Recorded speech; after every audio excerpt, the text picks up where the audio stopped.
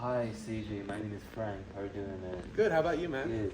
So we have six questions for you for our the BUAD 426 project. So the number one question is, how long have you been in the being the coach or leader of our school's League of Legends team? Sure. I've been the leader slash coach for the League of Legends team, for the academy team for about 3 years now. I've just always taken a leadership role for it. So it just naturally I've just been leading for about 3 years and helping direct people for about that long. Yep. Okay. So the second one is, we know that the type of competitive game can easily lead to conflicts between teammates. So can you give an example of how the conflict occurred and how you helped them to resolve it? Sure thing. One time was we were practicing for a scrim, and one conflict of how we wanted to go about playing the game, that being whether we played up top or bot focus. We had a conflict between the top laner and the bot laner of just where we would put resources. Ultimately, it was just thinking of who would do more, and then ultimately we just came together and we explained why we wanted to put resources in the top lane instead of bot lane, and ultimately he accepted it as we explained how we were going to play the game and how we went through it. So that's the conflict we had, and that's how we went about solving it. Awesome.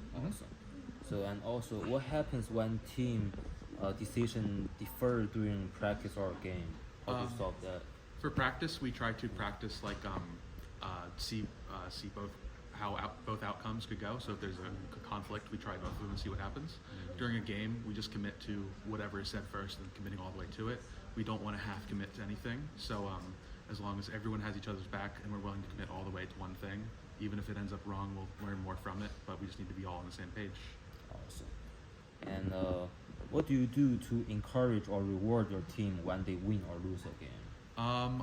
Honestly, it's more of just the winning of the game feels more the reward itself, just the satisfaction of being able to beat the opponent. But words of encouragement and support, saying how I'm proud of them, or just explaining what went good, just basically verbal reinforcement, just to show I support them.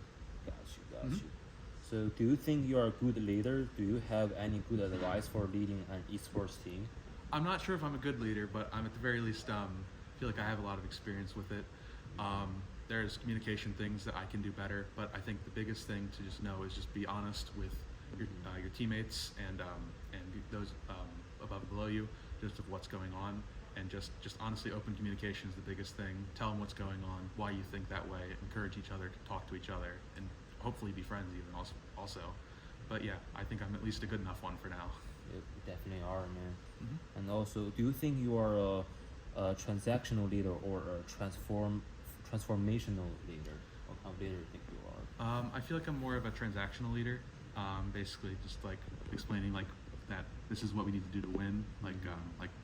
Our self-interest for players all happen to align, so it works out fine. I do take more of a passive approach to that, of just when problems do arise, we then try to address them. There's not too much of proactive, because there's not really that many issues in the first place. But yeah, I do feel like I'm more of a transactional one as a whole. Oh, okay. One last question, man. Sure thing. I know we won the EAEC during the spring 2022, and also few games before we got the championship for University of Delaware, right? What's the key thing you think that we actually got the championship? What's the key elements you think? I think just was good play. Obviously, that's the most generic, but with that playing all together, the biggest thing in competitive collegiate esports is just everyone playing the game as if they're solo queue players. So I think the biggest thing was us playing as a 5-man unit rather than just 5 players who happen to be good. So I think the teamwork element, while cliche, is important, and that's what got us as far as it is, and that's how far we are right now with it. I think the communication is pretty important. Most definitely. If you're just 5 individual players, then you can't sync up and do the things together. Even if you have 5 less good players, it's still better than 5 individuals. Yeah, because I see there are actually 4 players. Their rank is above Platinum 3, and there's 1 player is actually just gold. Just gold, yeah. So I don't think the rank is even really matter in the pro game, right? Because the communication and the cooperation is the key elements to win the game. Absolutely, right? yeah. Oh. Again, he's not the best player, and he won't always win lane. But we communicate with him, and he tells us what he needs and what he can do, and then we tell him what to do, and then we're able to then win off that because he's playing with us rather than the other guy playing alone. All right. Thank you very much. Nice. I appreciate for your time. Good to today. speak to you. Nice. Thank you, man. Very much.